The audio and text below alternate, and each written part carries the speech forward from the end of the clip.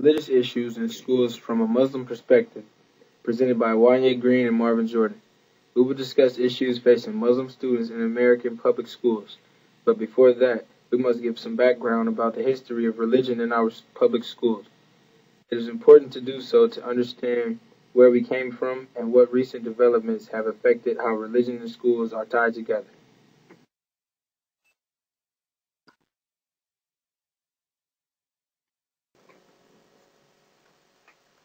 Many of these debates regarding religion and education are based on the establishment of religion clause of the First Amendment of the United States Constitution. The First Amendment says that Congress shall make no law respecting an establishment of religion or prohibiting the free exercise thereof.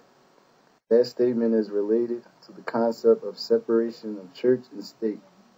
From the beginning of our country, it was said that religion and public institutions each have their own place, and those places are apart from each other.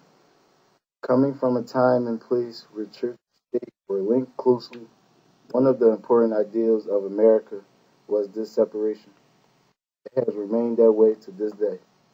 Yet the challenge for schools has been to balance that separation with the prescribed religious freedom.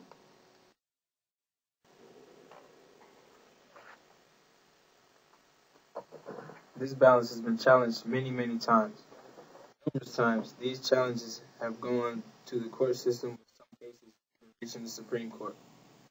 One of the more important court cases on this topic was the Board of Education in 1948. This case addressed the unsettled practice of release time.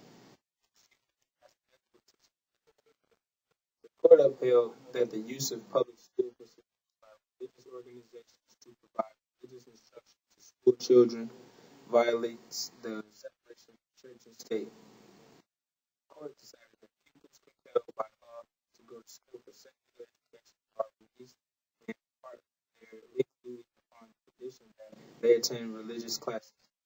This is beyond all questions of utilization of the tax established and tax supported public school system to aid religious groups to spread their faith. Justice Hugo, presiding judge in the case, also wrote in favor of the opinion of the court, saying that a public school system helping religious groups to promote religion is a direct violation of separation between church and state. Another important Supreme Court case was the case of Abington Township School District from 1963. This case dealt with a similar issue regarding religious instruction. The Supreme Court declared that reading the Bible is a direct violation of the Establishment Clause.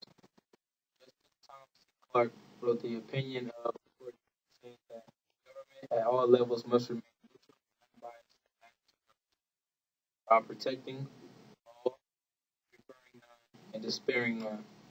Reading the Bible was certainly a violation of that. Cases of McCullum and Schimpf help to reaffirm the fact that endorsement of religion is not permissible in public schools.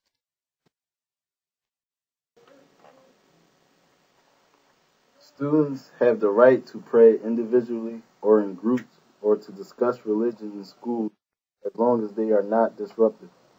Students may involve other students in religious activities during free time as long as the activity is not forced or disruptive.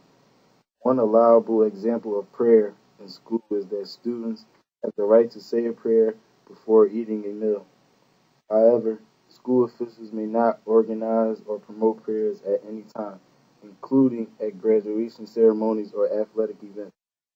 Both of those examples have had court cases brought to the Supreme Court. During either of them was found to be unconstitutional.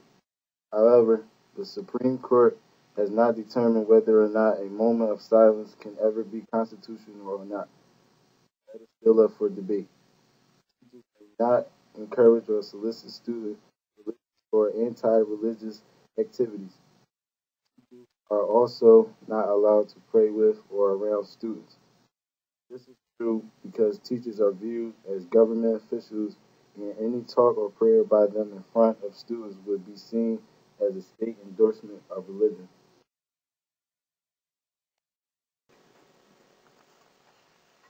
Students may be taught about some aspects of religion in school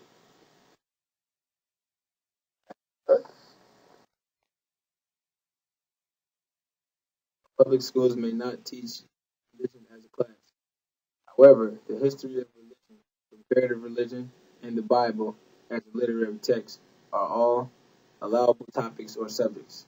It is permissible for teachers to discuss subjects regarding religion, as long as they are teaching objectively about the role of religion in the history of the United States and other countries. This could include teaching about topics such as the pilgrims coming to this country with a particular religious vision, persecution that different religious groups have faced over time, or religious motivation surrounding the abolitionist movement.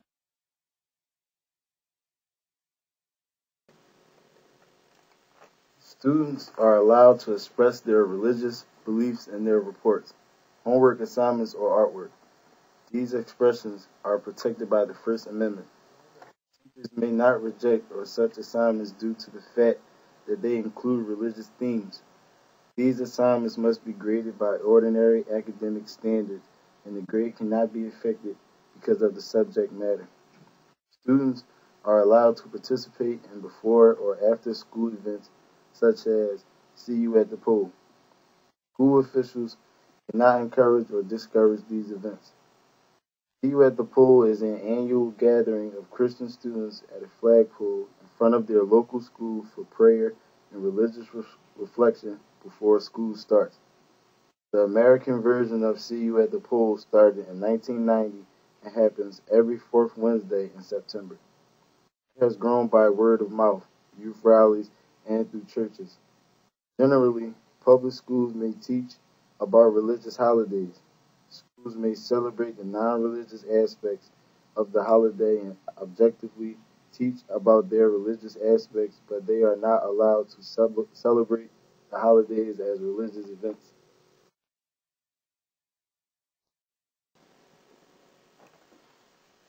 There are a number of issues that Muslim students face in particular. Some of the more important issues are providing a place for prayer, halal food in cafeterias, scheduling around important holidays, exercising during fasting times, and religious attire.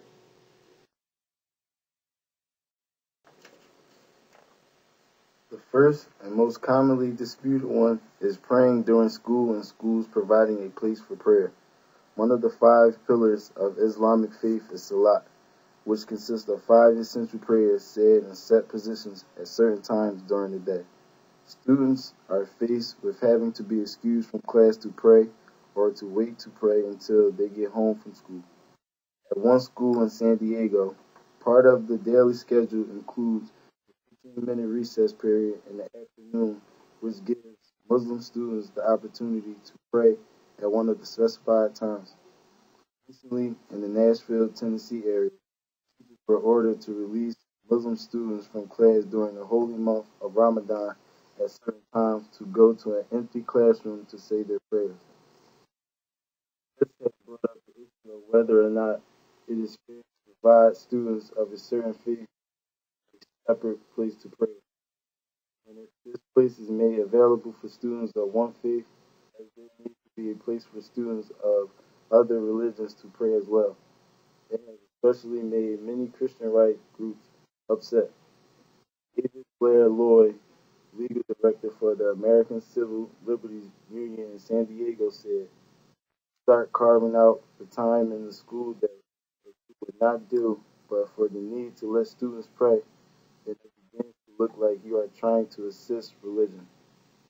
Mr. Thompson, president and chief counsel at the Thomas More Law Center for Christian Advocacy, said, "What school officials are doing is to give Muslim students religious benefits that they cannot get any other religion right now."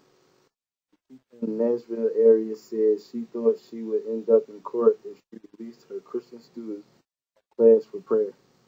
However, we must keep in mind many of the accommodations made for Christians in our public school system. We have no school on Sundays, and schools are off on most of the major Christian holidays.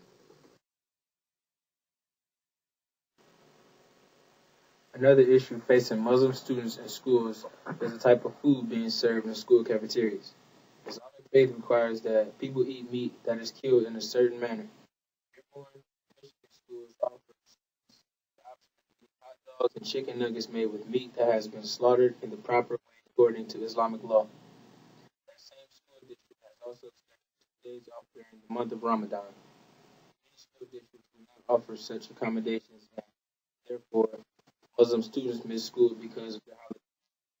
A 13-year-old girl from Ohio said, I hate skipping school to celebrate Diwali.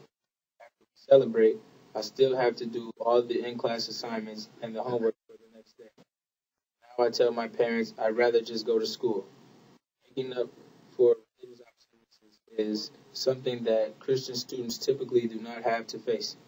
Another consideration is to not make Muslim students exercise their physical education classes and their fasting times.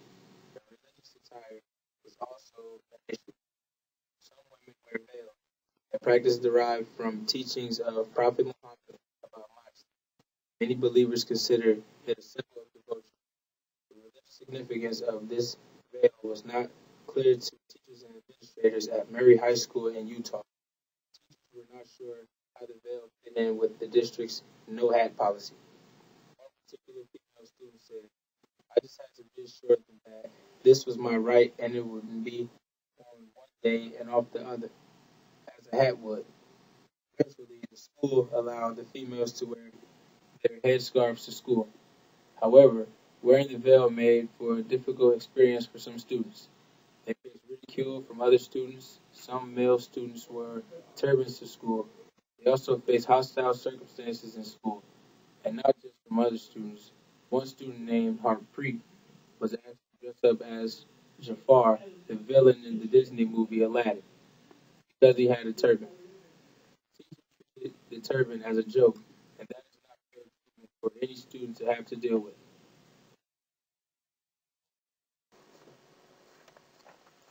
From the website www.tolerance.org, there are several suggestions on how teachers can help Muslim students feel more comfortable in the classroom. The first suggestion is for a teacher to know their own students and find out what faith they belong to. Second, teachers can learn some basics about each faith to have a better understanding of their students. Some important things to learn might be to know what each house of worship is called, to know what religious texts are used, and to know what the major holidays and holy times are. Next, it is important to recognize religion as part of a student's social identity. Also, it is important not to Christianize other religions or holidays. Religious holidays should be observed in their own context in their own time, rather than celebrating them all together in December. Also, teachers shouldn't compare one religion's holidays to another. Finally, teachers should include religion in teaching whenever it's appropriate. Religious knowledge is important for students living in our global community. When discussing subjects like art, literature, or history, it is okay to acknowledge religion and its impact.